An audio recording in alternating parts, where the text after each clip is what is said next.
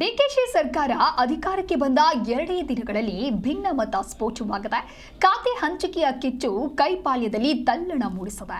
ಸಚಿವ ಸಂಪುಟ ಅಸ್ತಿತ್ವಕ್ಕೆ ಬಂದ ಬೆನ್ನಲ್ಲೇ ಹಿರಿಯ ನಾಯಕರ ಅಸಮಾಧಾನ ಶುರುವಾಗಿದ್ದು ಸರ್ಕಾರಕ್ಕೆ ಆರಂಭದಲ್ಲೇ ದೊಡ್ಡ ತಲೆನೋವಾಗಿ ಪರಿಣಮಿಸಿದೆ.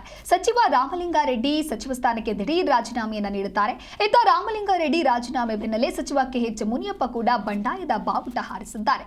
ಹಾಗಾದ್ರೆ ಈ ಕುರಿತಂತೆ ಇಬ್ಬರು ನಾಯಕರು ಏನು ಹೇಳಿದ್ದಾರೆ ಬನ್ನಿ ನೋಡೋಣ. ಖಾತೆ ಸರಿಯಾಗಿಲ್ಲ,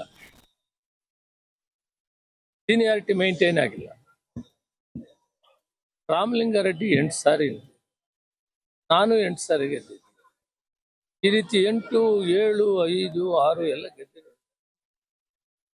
ಅದನ್ನ ಸಮತೋಲನವಾಗಿ ನೋಡಬೇಕಾಗಿತ್ತು. ನಾನು ಅಖಿಲ ಭಾರತ ಕಾಂಗ್ರೆಸ್ ಅಧ್ಯಕ್ಷರಿಗೆ ಮನವಿ ಮಾಡ್ತಿದ್ದೀನಿ, ತಾಯಿ ಸ್ಥಾನದಲ್ಲಿದ್ದೀನಿ. ಎಲ್ಲ ಮಕ್ಕಳನ್ನು ಒಂದೇ ಥರ ನೋಡಬೇಕು ಮತ್ತು ಸೀನಿಯಾರಿಟಿ ಮೇಂಟೈನ್ ಆಗಬೇಕು. ಇವು ಮಾಡೋದ್ರಿಂದ ಮುಂದೆ 2028ಕ್ಕೆ ಕಾಂಗ್ರೆಸ್ ಬರೋಕ್ಕೆ ದಾರಿ ಆಗ್ತದೆ ಅಂತೇಳಿ ಅವ್ರಿಗೆ ಮನವಿ ಮಾಡ್ತೀನಿ. ಮತ್ತು ಏನು ಇವತ್ತು ಖಾತೆ ಕೊಟ್ಟಿದ್ದಾರೆ ಅದನ್ನು ಬದಲಾವಣೆ ಮಾಡಿ ಜನಸೇವೆ ಮಾಡುವಂಥದ್ದನ್ನು, ಅನುಕೂಲ ಆಗುವಂಥದ್ದನ್ನ ಕೊಡಬೇಕು ಅಂತ ನಾನು ಮನವಿ ಮಾಡ್ತೀನಿ. ರಾಹುಲ್ ಗಾಂಧಿ ಅವ್ರಿಗೆ ಹೇಳ್ತೀನಿ, ಸೋನಿಯಾ ಗಾಂಧಿ ಅವ್ರಿಗೆ. ಈಗಾಗಲೇ ರಾಹುಲ್ ಗಾಂಧಿ ಅವರಿಗೆ ಮೊನ್ನೆ ಬಂದಿದ್ದಾಗ ನಾನು ಮನವಿ ಮಾಡಿದ್ದೀನಿ. 23ರಲ್ಲಿ ನಾವು ಮುಖ್ಯಮಂತ್ರಿಗಳು ಸಿದ್ದರಾಮಯ್ಯ ಅವರು ಆಗ ನಾನು ಅವರು ನನಗೆ ಮಾಡಿ ಅಂತ ಕೇಳಿದ್ದೆ. ಅವರೇ ಕರೆದು ನನ್ನ ಮುಗಿಸ್ತು ಮಾಡಿದ್ರು.